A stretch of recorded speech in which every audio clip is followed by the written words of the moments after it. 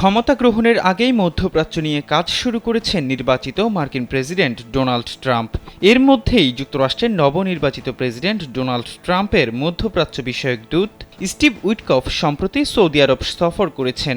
সফরকালে গত বুধবার তিনি সৌদি যুবরাজ মোহাম্মদ বিন সালমানের সঙ্গে বৈঠক করেন। এ বিষয়ে অবগত দুইটি সূত্রের বরাত দিয়ে মার্কিন সংবাদ মাধ্যম এক্সিওস শুক্রবার একটি প্রতিবেদন প্রকাশ করেছে। আগামী ২০ জানুয়ারি ডোনাল্ড ট্রাম্প যুক্তরাষ্ট্রের প্রেসিডেন্ট হিসেবে শপথ নেবেন। মধ্যপ্রাচ্য বিষয়ক পরিকল্পনায় তিনি তার জ্যেষ্ঠ উপদেষ্টাদের একজন হিসেবে মাসাদ বুলসকে নির্বাচন করেছেন। মাসাদ বুলস সম্পর্কে ট্রাম্পের মেয়ে টিফানির শ্বশুর হন।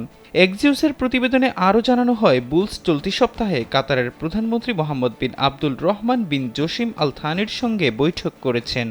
একমাত্র ওয়ালটন এসি দিচ্ছে ১ বছরের রিপ্লেসমেন্ট গ্যারান্টি। এই বৈঠকে মধ্যপ্রাচ্যে ট্রাম্প প্রশাসনের নীতিমালা নিয়ে আলোচনার অংশ হিসেবে অঞ্চলটির সাম্প্রতিক পরিস্থিতি উঠে আসে, যা আগামী দিনের মধ্যপ্রাচ্য বিষয়ক কূটনীতির জন্য গুরুত্বপূর্ণ বলে মনে করা হচ্ছে।